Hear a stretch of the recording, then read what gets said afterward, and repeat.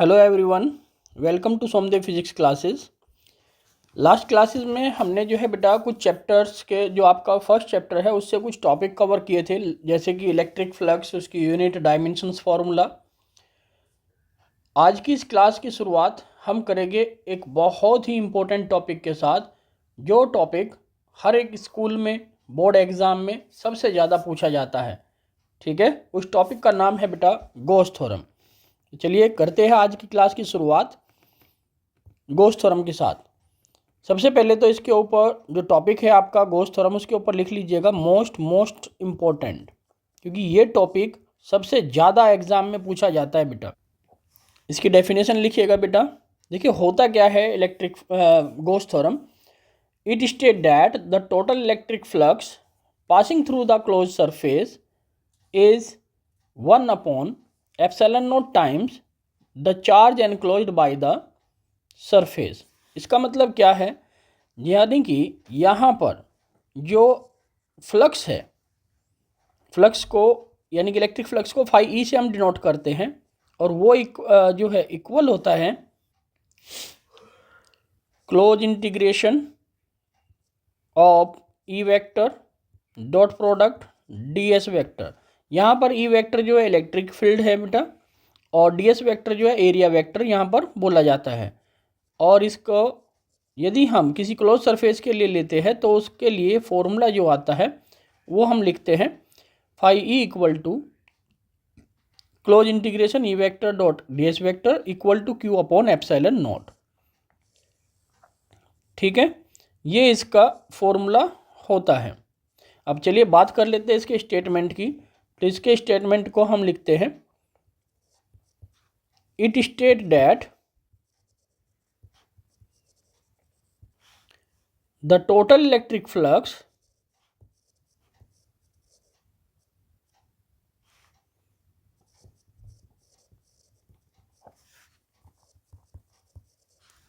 passing through a closed surface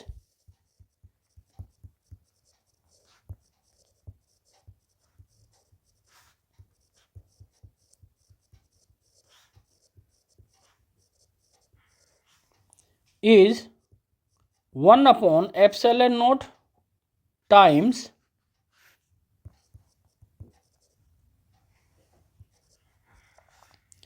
the charge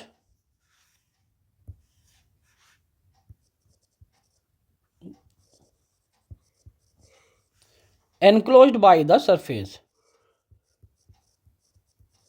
enclosed by the surface। ठीक है, तब जो है यहाँ से फॉर्मूला आप देख सकते हैं क्या हो जाएगा बेटा, phi equal to close integration E vector dot d s vector equal to q upon epsilon naught. ठीक है, तो डेफिनेशन को याद करना है, यानी कि जो आपने देखा है अभी, ये हमने क्या लिखा बेटा, ये हमने स्टेटमेंट लिखा है। इसका क्या लिखा है, statement.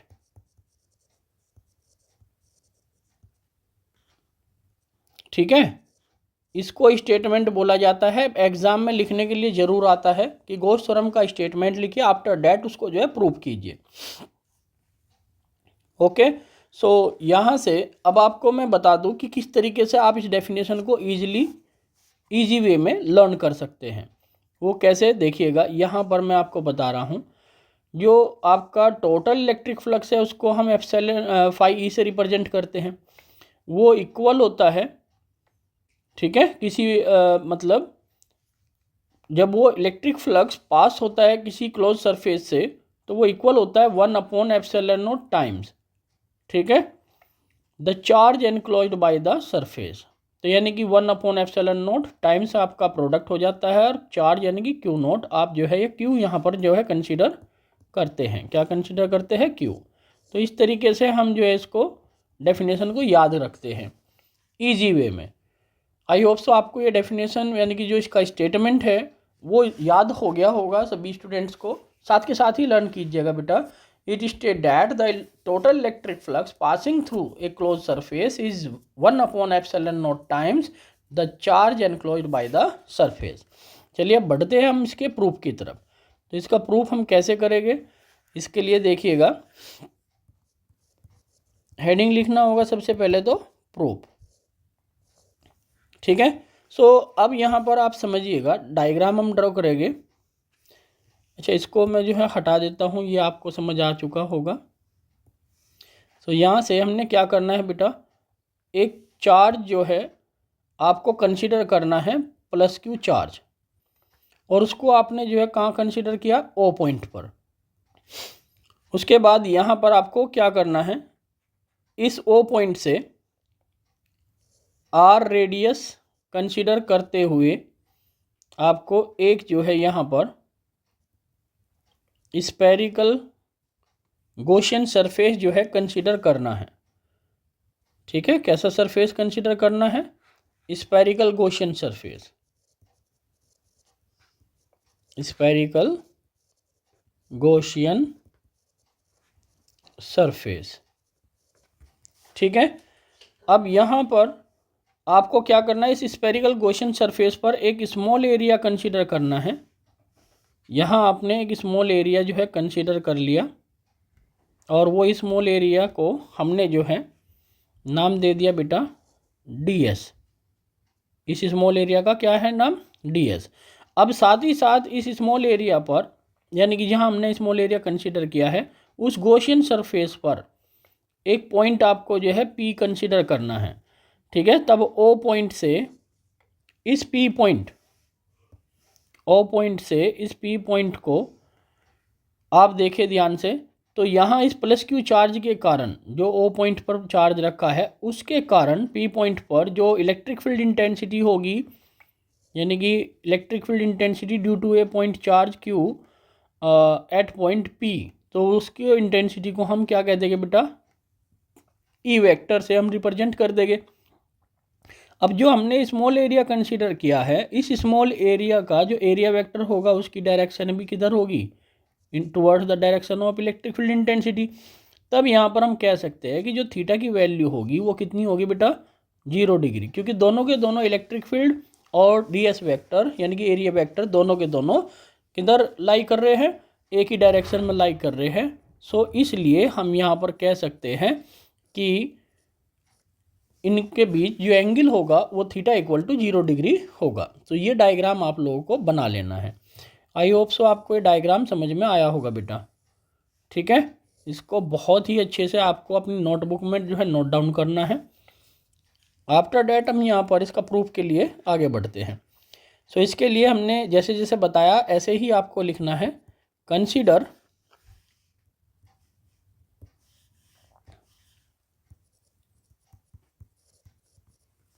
A charge plus Q is situated at point capital O as shown in figure। हमने मान लिया कि प्लस क्यू एक चार्ज है जिसको हमने ओ पॉइंट पर प्लेस किया है, जैसे कि डायग्राम में दिखाया गया है। ठीक है। इसके बाद यहाँ पर we assume a spherical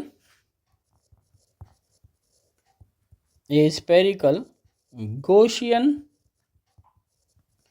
surface of radius small r around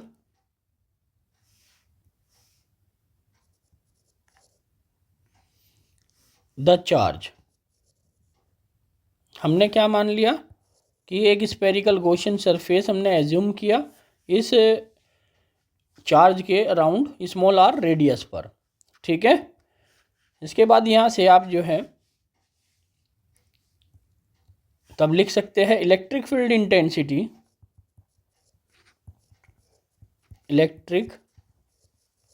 intensity at point capital P on the Gaussian surface. तब इस गॉसियन सरफेस पर जो इलेक्ट्रिक फील्ड इंटेंसिटी होगी उसकी जो वैल्यू होगी उसके लिए आप जो फॉर्मूला लिखोगे वो फॉर्मूला क्या हो जाएगा, E=1/4πε0 और ये हो जाएगा बेटा Q/R²।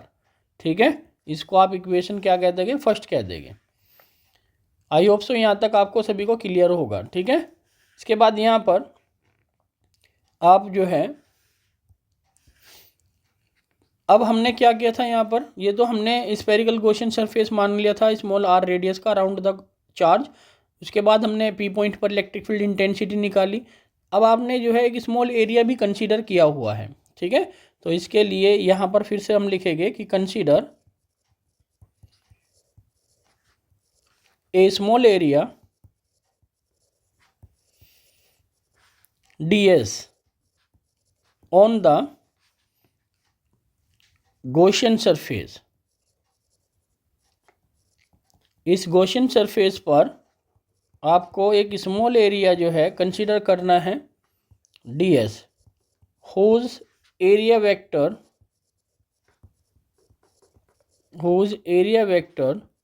is ds vector. इसका एरिया वेक्टर क्या है, ds वेक्टर है। तब यहाँ से इलेक्ट्रिक फ्लक्स हम निकालेंगे, electric flux passing through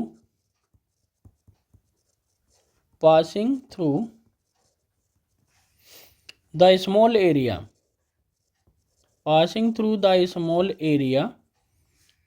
ds, यानी कि तब ds जो आप देख रहे हैं स्मॉल एरिया, उस एरिया से इलेक्ट्रिक फ्लक्स जो है कितना पास होगा, तो उसके लिए आप जो है फॉर्मूला जानते हैं।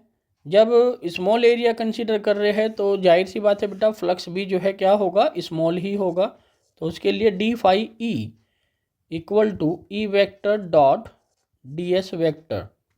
ठीक है, अब डॉट प्रोडक्ट खोलोगे तो आ जाएगा EDS cos थीटा। अब क्योंकि यहाँ पर थीटा की वैल्यू आप देखें तो कितनी है, थीटा = है बेटा 0 डिग्री। तब यहाँ पर आपका जो फॉर्मूला होगा वो हो जाएगा EDS cos 0 डिग्री, और cos 0 की वैल्यू होती है 1, तो इसलिए यहाँ से आ जाएगा EDS।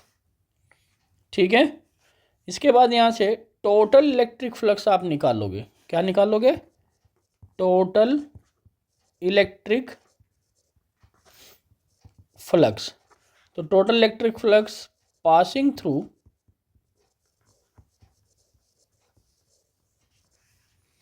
द गॉसियन सरफेस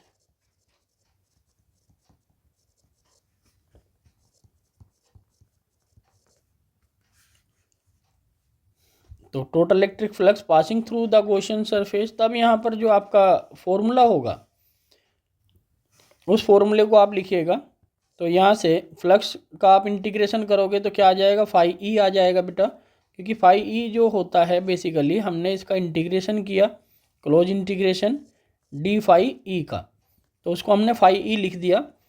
अब यहाँ से क्लोज इंटीग्रेशन करेंगे EDS जो आप यहाँ पर देख सकते हैं, इसका हम दोबारा क्लोज इंटीग्रेशन करेंगे। तो यहाँ से E और क्लोज इंटीग्रेशन हम लिख सकते हैं ds। ठीक है, इतना करने के बाद अब आपको जो है यहाँ पर जो ये आपने लिखा है बट क्लोज इंटीग्रेशन जो ds है इसको हम कहते हैं एरिया ऑफ गॉसियन सरफेस। क्या कहते हैं, एरिया ऑफ गॉसियन सरफेस। ये आपका एरिया ऑफ गॉसियन सरफेस है, और क्योंकि सरफेस आपका स्फेरिकल है तो इसलिए स्फीयर का जो एरिया होता है वो होता है 4πr²। तो एरिया ऑफ गॉसियन सरफेस क्या हो जाएगा बेटा, 4πr²। तब यहाँ से हम जो है देयरफॉर हम लिख सकते हैं कि φe इक्वल हो जाएगा E × 4πr² के। ठीक है, इसको आप जो है इक्वेशन सेकंड कह दीजिएगा। एक आपने इक्वेशन ऊपर लिखी है, ये जो इक्वेशन आप देख रहे हैं इसको इक्वेशन फर्स्ट से आपको क्या करना है बेटा, E की वैल्यू को, ये जो E है, ये जो E की वैल्यू आप देख रहे हैं, इस E की वैल्यू को सेकंड इक्वेशन में रखना है। ठीक है, सो लिखिएगा putting the value of E from equation first. ठीक है, तब वी गेट, हम कह सकते हैं क्या, हम कह सकते हैं कि जो फाई ई होगा वो किसके इक्वल होगा बेटा, वो इक्वल हो जाएगा ई की वैल्यू हमने रखी है यहाँ पर 1/4 pi epsilon naught q upon r square और मल्टीप्लाई में 4 पाई r स्क्वायर। ठीक है, तब यहाँ पर 4 पाई से 4 पाई कैंसिल, r स्क्वायर से r स्क्वायर कैंसिल, तब यहाँ पर फ्लक्स जो होगा टोटल फ्लक्स वो क्यू अपॉन एप्सिलॉन नॉट रह जाएगा। क्या रह जाएगा बेटा, क्यू अपॉन एप्सिलॉन नॉट जो है यहाँ पर टोटल फ्लक्स आ जाएगा।